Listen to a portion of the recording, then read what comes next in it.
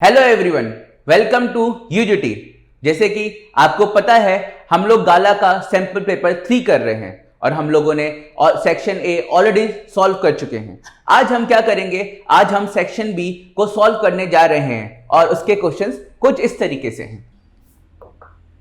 Section B का जो पहला क्वेश्चन है क्लास, वो ये बोल रहा है कि आपको पता करना है कि कोई भी गैस CO2 है या NO2 है। तो हम कैसे पता करेंगे कि कोई भी गैस CO2 है कि नहीं है। देखो, अगर कोई गैस को आप पास करवाते हो लाइम वाटर के साथ, अगर आप कोई भी गैस को लाइम वाटर के साथ पास करवाते हो और अगर उसका कलर मिल्की हो जाता है तो वो गैस कैसी है, आपकी कार्बन डाइऑक्साइड है। तो इससे हमें पता चलेगा कि वो पर्टिकुलर गैस कार्बन डाइऑक्साइड है। नेक्स्ट हमें पता करना है कि पर्टिकुलर जो भी गैस है वो NO2 है क्या, नाइट्रोजन डाइऑक्साइड है क्या। तो उसको पता करने के लिए हम क्या करेंगे कि एक पर्टिकुलर गैस को हम लोग ब्लू लिटमस पेपर से पास करवाएंगे। जब हम ब्लू लिटमस पेपर से पास करवाएंगे, अगर वो रेड हो जाता है, अगर वो रेड हो जाता है तो इसका मतलब वो जो गैस है वो हमारी नाइट्रोजन डाइऑक्साइड है। चलिए नेक्स्ट क्वेश्चन की तरफ चलते हैं। नेक्स्ट क्वेश्चन हमसे ये बोलता है कि हमें ऐसे मेटल का नाम बताओ जो कि क्या है, गुड कंडक्टर ऑफ हीट है। तो हमारे पास ऐसे दो मेटल्स हैं जो गुड कंडक्टर ऑफ हीट हैं, that is copper and silver. और क्या बोलता है कि हमें ऐसे मेटल का नाम बताओ जो कि हम जिससे नाइफ से इजीली काट सके। तो नाइफ से इजीली काटने के लिए हमारे पास 3 मेटल्स हैं, that is lithium, potassium and sodium. चलिए नेक्स्ट क्वेश्चन की तरफ चलते हैं। नेक्स्ट क्वेश्चन हमसे पूछता है कि what is the difference between aerobic and anaerobic respiration. तो आपको पता है कि रेस्पिरेशन हम क्यों करते हैं, ताकि हमारा ग्लूकोज बर्न हो सके। अब यही रेस्पिरेशन आगे चल के 2 पार्ट्स में डिवाइड होता है, एरोबिक और एनएरोबिक। एरोबिक रेस्पिरेशन वो है जो ऑक्सीजन की प्रेजेंस में जब आपका ग्लूकोज बर्न करता है तो उसको हम एरोबिक रेस्पिरेशन कहते हैं, जो हमारे ह्यूमन बींग्स के अंदर होता है। तो जब हम एरोबिक रेस्पिरेशन करते हैं तो हमें उसके बाद क्या मिलता है, हमें CO2 मिलती है, हमें एनर्जी मिलती है, हमें बहुत सारा वाटर, ये सब भी हमें मिलता है। नेक्स्ट एनएरोबिक रेस्पिरेशन क्या होता है कि जब हमारा ऑक्सीजन की एब्सेंस में हम लोग ग्लूकोज को या फूड को ब्रेक डाउन करते हैं तो उसको हम एनएरोबिक रेस्पिरेशन कहते हैं। इसमें हमें क्या मिलता है, इसमें हमें इथेनॉल मिलता है, कार्बन डाइऑक्साइड मिलता है और बहुत सारी हमें एनर्जी मिलती है। ये डिफरेंस होता है एरोबिक और एनएरोबिक रेस्पिरेशन के बीच में। नेक्स्ट क्वेश्चन है कि ऐसे ऑर्गेनिज्म जो स्पोर फॉर्मेशन से अपना रिप्रोडक्शन करते हैं उनके लिए क्या क्या बेनिफिट है। तो उनके लिए बेनिफिट क्या है क्लास, कि जैसे कि आप स्पोर फॉर्मेशन से अगर रिप्रोडक्शन कोई भी ऑर्गेनिज्म करता है, सबसे पहली चीज है कि उसको अनफेवरेबल कंडीशंस में क्या होता है, अनफेवरेबल कंडीशंस में वो क्या करता है, सरवाइव कर पाता है, सस्टेन कर पाता है। कितना भी हार्श से हार्श वेदर क्लाइमेट हो, वो उसके लिए क्या होता है, नॉर्मल सी चीज होती है, वो उसको इजीली सस्टेन कर लेता है। सेकेंड चीज होती है कि अगर स्पोर फॉर्मेशन से कोई भी रिप्रोडक्शन करता है तो उसका जर्मिनेशन पीरियड बहुत कम होता है और वो बहुत जल्दी क्या होता है, आपका जर्मिनेट करता है। ये 2 बेनिफिट्स बहुत ही ज्यादा इंपॉर्टेंट होते हैं या बहुत ही ज्यादा बेनिफिट करते हैं किसी भी ऑर्गेनिज्म को जो स्पोर फॉर्मेशन से अपना रिप्रोडक्शन करता है। नेक्स्ट क्वेश्चन की तरफ चलते हैं। नेक्स्ट क्वेश्चन ये बोल रहा है कि कॉम्प्लेक्स ऑर्गेनिज्म क्यों अपना रिप्रोडक्शन रीजनरेशन से नहीं कर सकते हैं। ठीक है, कॉम्प्लेक्स ऑर्गेनिज्म मतलब कि जैसे कि हम लोग जो रिप्रोडक्शन है वो क्यों हम रीजनरेशन प्रोसेस से नहीं कर सकते हैं। देखो, हम लोग कॉम्प्लेक्स ऑर्गेनिज्म है, हमारे अंदर मिलियंस ऑफ सेल्स है और million of sales different cells हैं। रीजनरेशन से अगर हमें रिप्रोडक्शन करना है तो हमें क्या करना पड़ेगा, हमें पर्टिकुलर रीजनरेटिंग सेल्स हमारे बॉडी में होने चाहिए, तभी हम क्या कर सकते हैं, रिप्रोडक्शन कर सकते हैं। लेकिन हमारी बॉडी में बहुत डिफरेंट सेल्स होने की वजह से हमारी बॉडी में रीजनरेटिंग सेल्स नहीं होता है।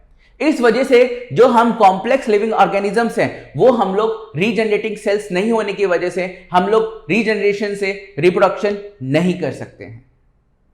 नेक्स्ट क्वेश्चन की तरफ चलते हैं। नेक्स्ट क्वेश्चन बोला जा रहा है कि पर्टिकुलर यहां पे एक ऑब्जेक्ट रखा गया है, ये ऑब्जेक्ट की जो इमेज बन रही है वो ब्लर बन रही है। अब हमें क्या करना पड़ेगा, हमें कुछ ऐसे एडजस्टमेंट करना पड़ेगा ऑब्जेक्ट और फोकल लेंथ में, जिसकी वजह से क्या हो, हमें ये पता चले, हमें ये हो कि जो इमेज बन रही है वो कैसी बने, वो आपकी क्लियर इमेज बने।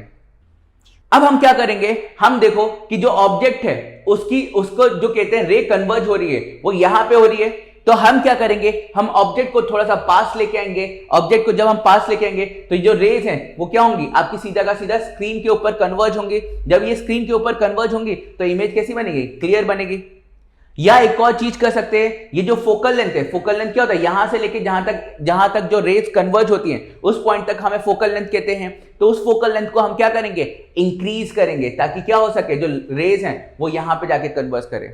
इन दो तरीके से हम लोग क्या कर सकते हैं, जो इमेज है उसको एकदम अच्छी और शार्प इमेज बना सकते हैं। नेक्स्ट क्वेश्चन की तरफ चलते हैं। नेक्स्ट क्वेश्चन क्या बोल रहा है, नेक्स्ट क्वेश्चन ये बताता है कि एक हमें सर्किट दिया गया है। ये हमें क्या दिया गया है, ये हमें सर्किट दिया गया है। ये सर्किट में हमें बताना है कि क्या गलती है और इस गलती को फाइंड आउट करके हमें एक नया सर्किट बनाना है। तो गलती क्या है, गलती ये है कि देखो वोल्ट मीटर यहां पे लगाया गया है और एमीटर यहां पे लगाया गया। जब वोल्ट मीटर यहां पे लगाया और एमीटर यहां पे लगाया, और हम लोगों को पता है कि जो वोल्ट मीटर होता है वो हमेशा सर्किट में पैरेलल में लगता है और जो एमीटर होता है वो हमेशा सीरीज में लगा होता है। जबकि वोल्ट मीटर सीरीज में लगाया हुआ है और एमीटर को पैरेलल में लगाया है, मतलब कि दोनों को उल्टा किया गया है। इसी को हम रेक्टिफाई करेंगे और जो सही सर्किट है वो ये वाला सर्किट है। इस वाले सर्किट में हम लोगों ने जो वोल्ट मीटर है उसको पैरेलल में लगा दिया और जो एमीटर है उसको हमने सीरीज में लगा दिया, और इसका एक्सप्लेनेशन ये पूरा का पूरा यहां पे दिया हुआ है। चलिए नेक्स्ट क्वेश्चन की तरफ चलते हैं। नेक्स्ट क्वेश्चन क्या बोलता है, नेक्स्ट क्वेश्चन हमें ये बता रहा है कि अगर हम पैरेलल कॉम्बिनेशन का यूज करें तो पैरेलल कॉम्बिनेशन के क्या एडवांटेजेस होते हैं। तो देखिए पैरेलल कॉम्बिनेशन के बहुत सारे एडवांटेजेस हैं। जैसे कि हमारे घर में जो हम सर्किट में कॉम्बिनेशन यूज करते हैं वो सारे के सारे पैरेलल होते हैं। अब पैरेलल में सबसे बड़ी बात यह है कि जो हमारा रेजिस्टेंस होता है वो बहुत ही ज्यादा कम होता है। अगर बाई चांस सर्किट में एक पर्टिकुलर डिवाइस खराब हो तो उसका इंपैक्ट दूसरों पे नहीं पड़ता है। इसमें जो करंट होता है, जिसको जितनी करंट चाहिए उसको उतनी करंट मिलती है, ना ही उससे ज्यादा मिलती है ना ही उससे कम मिलती है। सर्किट में जो वोल्टेज होता है वो हमेशा क्या होता है, आपका सेम रहता है, कभी भी फ्लक्चुएट नहीं करता। इन कारणों की वजह से जो पैरेलल कॉम्बिनेशन है वो उसको हम हर जगह यूज करते हैं और वही क्या होता है, सबसे ज्यादा बेस्ट होता है। चलो नेक्स्ट क्वेश्चन की तरफ चलते हैं। एक टीचर ने एक स्टूडेंट से पूछा कि what is the difference between एक इलेक्ट्रिकल अप्लायंसेस में 3 पिन प्लग होता है और एक इलेक्ट्रिकल अप्लायंसेस में 2 पिन प्लग होता है। इन दोनों के बीच में क्या डिफरेंस है और क्या अच्छा है। तो जैसे कि पता है कि हमारे पास 3 वायर्स होते हैं, लाइव वायर, न्यूट्रल वायर और अर्थ वायर। किसी किसी में सिर्फ लाइव वायर और न्यूट्रल वायर होते हैं। तो क्या होता है कि अगर आपका सर्किट में कभी भी ओवरफ्लो होता है, चार्जेस का ओवरफ्लो होता है, तो उस टाइम पे वो चार्जेस अर्थ वायर ले लेता है और अर्थ वायर क्या करता है, उन चार्जेस को अर्थ में डंप कर देता है, जिसकी वजह से हमारे इंसिडेंट, शॉर्ट सर्किट, ओवरलोडिंग होने के चांसेस कम हो जाते हैं। इस वजह से जो 3 पिन प्लग होता है वो क्या होता है, हर जगह यूज किया जाता है। जबकि अगर हम 2 पिन प्लग लें तो वो इतना ज्यादा सेफ नहीं है, क्योंकि अगर ओवरलोड हुआ, शॉर्ट सर्किट हुआ तो उस टाइम पे क्या हो जाएगा, वो बर्न हो जाएगा, वो जल जाएगा और आग भी पकड़ सकता है। ठीक है, इसलिए हम लोग क्या करते हैं, हम लोग 3 पिन प्लग ही यूज करते हैं इलेक्ट्रिकल अप्लायंसेस में। नेक्स्ट क्वेश्चन चलते हैं। नेक्स्ट क्वेश्चन में ये बोला गया है कि गार्डन कैसे एक इकोसिस्टम है। तो आपको पता है कि व्हाट इज इकोसिस्टम। तो ecosystem is nothing but it is a interaction of, ये क्या है, एक तरीके का इंटरेक्शन है किसके बीच में, बायोटिक और अबायोटिक के बीच में। एक इंटरेक्शन है किसके बीच में, बायोटिक और अबायोटिक के बीच में इंटरेक्शन है। तो गार्डन में आप देखो कि वहां पे इंसेक्ट्स रहते हैं, हम लोग भी जाते हैं, लिविंग ऑर्गेनिजम्स भी जाते हैं। ये सब क्या हुई, ये सब बायोटिक चीजें। और अबायोटिक चीजें क्या हुई, जैसे कि हमारे पास सॉइल हुआ, वाटर हुआ, विंड हुआ, ये सब क्या है, बायोटिक और अबायोटिक है। तो ये चीजें जहां पे मिलती हैं उसी को हम क्या बोलते हैं, इकोसिस्टम। तो कहने का मतलब क्या है कि गार्डन भी क्या हुआ, आपका एक तरीके से इकोसिस्टम ही हुआ। ठीक है, नेक्स्ट क्वेश्चन है कि what is food web. Food web समझाने के लिए सबसे पहले हम फूड चेन की तरफ चलेंगे। तो आपको पता है कि हमारा सक्सेसिव ऑर्डर में हमारा क्या होता है, फूड चेन होता है। कि जैसे कि फॉर एग्जांपल जो ग्रास है, ग्रास को कौन खाएगा, ग्रास को ग्रास हॉपर खाएगा, ग्रास हॉपर को कौन खाएगा? फ्रॉग खाएगा, ठीक है। और फ्रॉग को कौन खाएगा? फ्रॉग को स्नेक खाएगा, और स्नेक को वल्चर खाएगी। इस तरीके से चीजें होती है। लेकिन ग्रास को सिर्फ ग्रास हॉपर ही थोड़ी ना खाएगा, ग्रास को तो आपका काऊ भी खा सकती है, ग्रास को तो आपका डियर भी खा सकता है। तो क्या होता है कि ये पर्टिकुलर सक्सेसिव वाला जो रीजन है, इसको हम क्या कहते हैं? इसको हम बोलते हैं फूड, इसको हम बोलते हैं फूड चेन। जबकि अगर ऐसी फूड चेन, ऐसी बहुत सारे फूड चेन क्या हो, आपस में मिक्स कर दिया जाए या कंबाइन कर दिया जाए, तो ऐसे फूड चेन को ही हम क्या बोलते हैं? फूड वेब कहते हैं। ऐसी पर्टिकुलर फूड चेन को हम क्या बोलते हैं? फूड वेब कहते हैं। नेक्स्ट क्वेश्चन की तरफ चलते हैं। नेक्स्ट क्वेश्चन बोलता है कि व्हाट इज डबल सर्कुलेशन?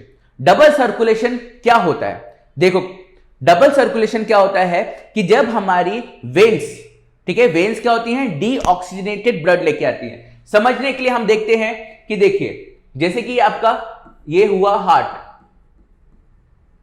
ये हार्ट हुआ, ये हुई हमारी वेन्स, ये वेन्स हुई, ये आर्टरी हुई, यहां से चले जाते हैं, ये हुआ हमारा लंग्स, ये लंग्स हुआ। अब डीऑक्सीडेटेड ब्लड वेन्स लेके आती है, जब वेन्स लेके आती है तो वो हार्ट के पास भेजती है। अब ये हार्ट क्या करता है? डीऑक्सीडेटेड ब्लड को लंग्स के पास भेजता है, ताकि क्या हो सके? उस ब्लड में ऑक्सीजन को फिल किया जा सके। जब हम उस ब्लड में ऑक्सीजन को फिल कर देते हैं तो वो ब्लड क्या होता है? वो ब्लड ऑक्सीजन के बाद दोबारा हार्ट में आता है, और हार्ट से वो ब्लड दोबारा आर्टरीज के पास होता है, और आर्टरीज से ये जो ब्लड होता है वो पूरा पूरा बॉडी के पास चला जाता है। जिससे क्या होता है कि 2 बार सर्कुलेशन हुआ, कि पहले ब्लड यहां से यहां गया, फिर यहां से यहां गया, फिर यहां से यहां गया, फिर यहां से आया। मतलब कि पहले यहां से गया, यहां से गया, ये एक सर्कुलेशन हुआ, यहां से आया, यहां से आया, 2 सर्कुलेशन हुए। तो इसलिए हम लोग क्या कहते हैं? इसको डबल सर्कुलेशन के नाम से जानते हैं। नेक्स्ट क्वेश्चन है कि हमारे पास 2 पावर सप्लाईज होती हैं घर पे। जैसे कि आपको पता होगा कि हमारे घर में एक तो नॉर्मल इलेक्ट्रिकल अप्लायंसेस होते हैं, एक थोड़े हैवी इलेक्ट्रिकल अप्लायंसेस होते हैं। जैसे कि हमारे घर पे अगर गीजर हुआ, माइक्रो ओवन हुआ, आयरन हुआ, एसी हुआ, वॉशिंग मशीन हुए, ये सब क्या है? थोड़े हैवी इलेक्ट्रिकल अप्लायंसेस हैं। और छोटे मोटे कैसे? जैसे फैन हुआ, ट्यूबलाइट हुई, CFL हुआ, ठीक है, मोबाइल के लिए चार्ज करना है, तो ये सब क्या हुए? ये सब लाइट सप्लाईज हुए। तो अभी हमें क्या करना है?